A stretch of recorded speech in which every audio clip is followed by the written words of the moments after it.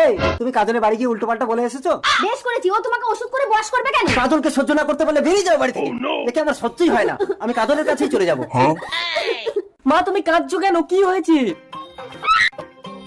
কি ওই মহিলার জন্য বাবা তোমার গায়ে হাত দিয়েছে? ওকে আজ আমি শেষ করে ফেলবো। যাস না প্রতীক। এই কাজল বেরিয়ে আয়।